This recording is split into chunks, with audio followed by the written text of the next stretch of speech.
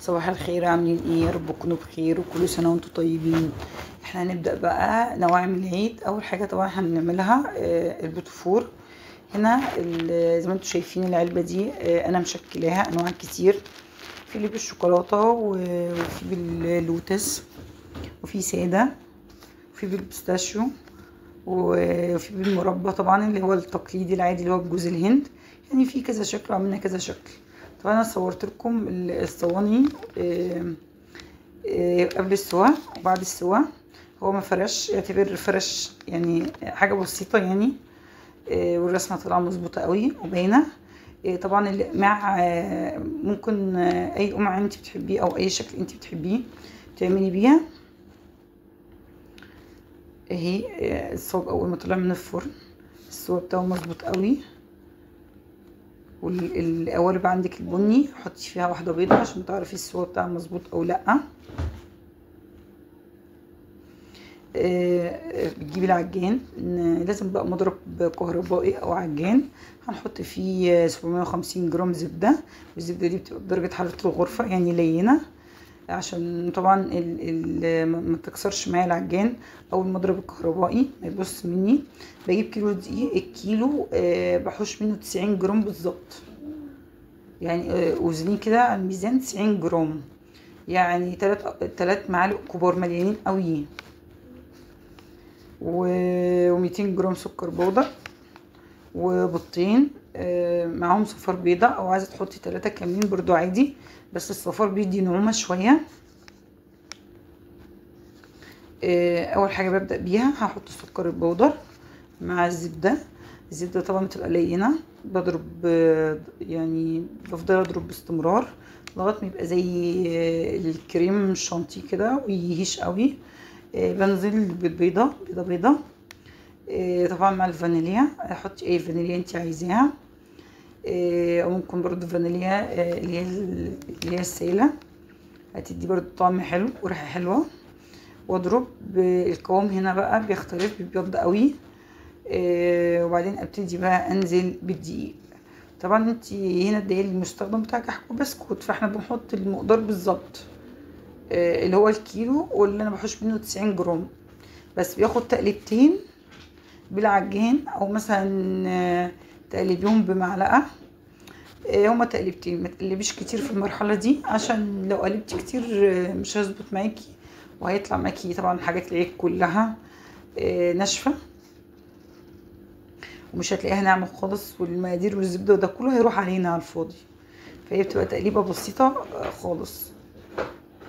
بس طبعا لو انت حابه تعملي مقدار شوكولاته، انا نفس المقدار اخدت نصه، حطيت معلقتين كاكاو خام اسباني، او لو عندك الكاكاو اللي هو العادي الفاتح بتحطي منه بقى الضعف اللي هو 4-5 معالق كبار مع معلقه زيت، وتقلبيهم مع بعض وتنزلي بيهم على الخليط وتقلبي تقليبتين برضو، متقلبيش كتير، بس الكاكاو يختلط مع العجينه هتلاقي لونها كله راح بني، وهتشكلي بيها اشكال وهتطلع حلوه برضو معاكي وناعمه.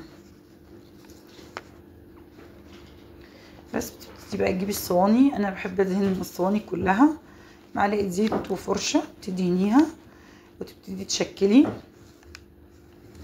انا بشكل كله مره واحده. لو انت حبيتي تجربي مثلا اول صينيه في الفرن تشوفي فراش ظبط، بس المقدار ده مظبوط قوي يعني مظبوط بالشعرايه مفيهوش غلطه.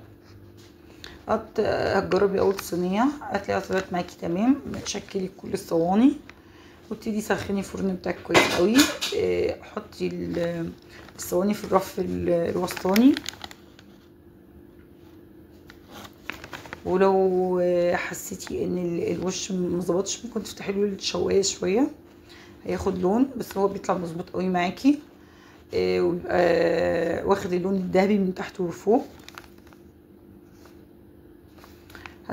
هتسوي بقى الصواني كلها او الصاجات كلها وتسيبيه بقى يبرد خالص في الصواني، ما تستعجليش عليه عشان لو حشتيه ممكن يكون مثلا لسه ما كملش سوا فبيكمل يعني في نفس الصاج بتاعه وممكن تتهري معاكي. لا انت سيبيها خالص لمده ساعه ساعتين اما يبرد خالص وابتدي بقى حشيه. او طلعيه من الصواني، حطيه بقى في الصينيه بتاعه التقديم، وابتدي بقى زوقيه. التزويق ده برضو على حسب رغبتك. انا زوقت بصوص بيستاشيو، خدت معلقتين مع معلقه، يعني معلقتين صوص بيستاشيو مع معلقتين شوكولاته بيضاء، وقلبتهم مع بعض. هو الشوكولاته قللت من طعم يعني ما بيحبش طعم البيستاشيو، هيحب قوي الطعم ده، يعني تحسي ان انت بتاكلي شوكولاته بس لونها اللي هو اللون الاخضر بتاع البيستاشيو. وبرده نفس الكلام عملته مع اللوتس، صوص اللوتس، وزوقت بيه وحشيت بيه برده. وممكن تحشي بشوكولاته نيوتيلا. وبعد كده بقى ممكن تعملي خطوط من الشوكولاته الدارك العاديه خالص، او شوكولاته بيضاء. انا استخدمت سما، لان انا بحب سما كتير قوي عن اي نوع شوكولاته. بتمسك كويس قوي، يعني 10 دقايق وانت بتشكلي هتلاقي الحاجات يعني مش لازم تدخليها التلاجة نهائي، هتلاقي الحاجات كلها مسكت وجمدت. يعني انا جربت قبل كده شوكولاته دريم، لا انت لازم تدخليها التلاجة عشان تبرد وتعرفي تطلعيها وتحطيها مثلا في اطباق التقديم، او في العلب اللي انت هتقدمي فيها، او اللي انت هتطلعيها هدايا وكده. وبألف هنا وشفا عليكم. هو المقدار حلو قوي. اللي لسه بقى متأخر مع